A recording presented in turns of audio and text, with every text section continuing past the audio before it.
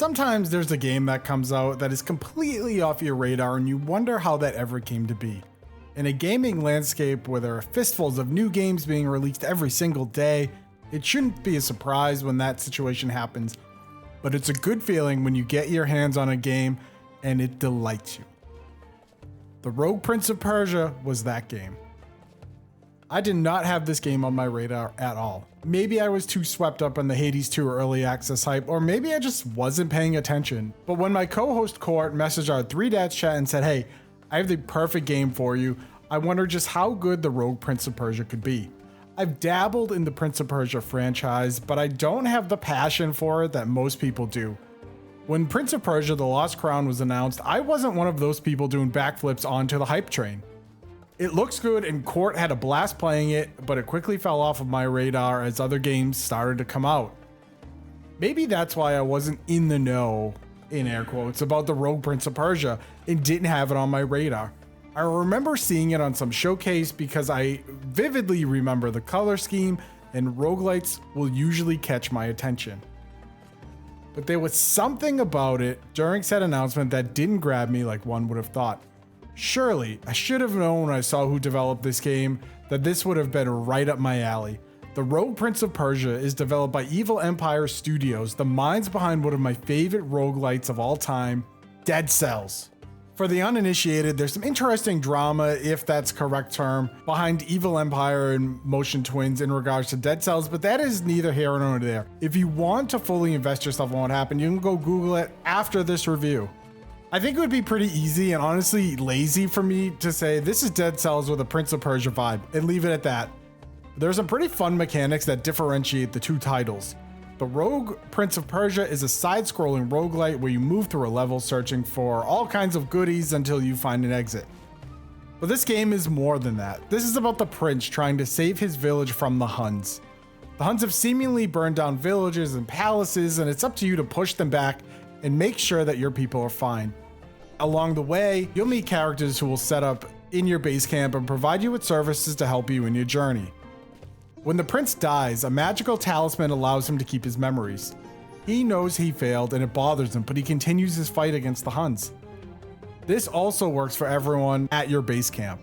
Unlike NPCs in the game, these base camp folks don't have their memories wiped and remember everything that happened the previous day. It pushes the story along and really gets you ready to fight the Huns. I wish I could say the same about the NPCs throughout the world.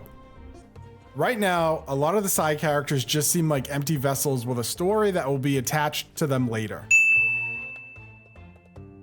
I met a village leader, Azadeh, who has some dialogue, but it doesn't really seem to lead anywhere. Anytime I've met her after a couple of interactions, she's had either nothing to say or nothing new to say. I don't know if she will get a storyline or a spot at your base camp upon full release, but right now she just feels out of place, completely skippable. With the game being in early access, I would expect this to happen, and it doesn't bother me too much. I've played many early access games where threads aren't 100% sewn into the story yet, and if you go into the mindset that something where everything could drastically change, then you just roll with it.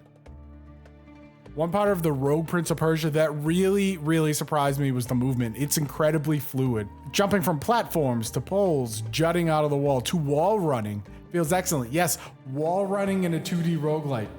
One of this game's main mechanics is wall running on a 2D plane, and it is used to extend your motion and create more jumping spaces. It shocked me how good this mechanic has been implemented. Again, I hate to keep referring to Dead Cells when talking about this game, but the bones of one great roguelite has been implemented into another. Dead Cells movement, especially while dodging, was so smooth and made you feel like a demon-slaying badass. This is more of the same from the Rogue Prince of Persia. The wall running mechanic, combined with a fluid combat system of heavy and light strikes, in-air down thrusting to break shields, and vaulting mechanics, really make everything this nice tight little package. Enemies come shielded and unshielded, and there's a decent variety of melee, hack and slash, bow, and flying enemies. They're quite varied depending on the level, with some Hun spearmen joining the fight in the palace levels. So ultimately, the Rogue Prince of Persia plays well, and thankfully it runs well.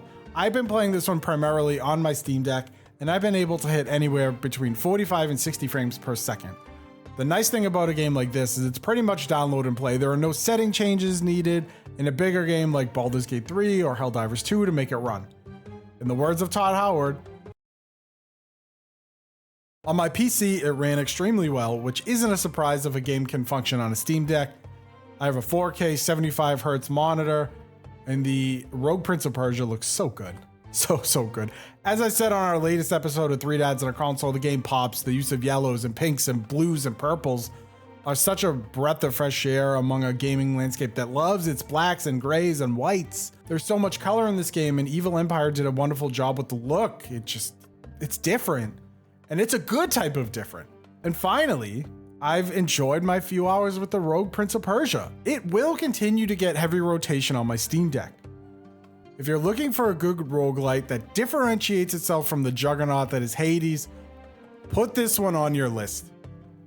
I do not feel that you will be disappointed after sinking some time into it. It runs well, it plays well, it looks great. It is truly a ton of fun.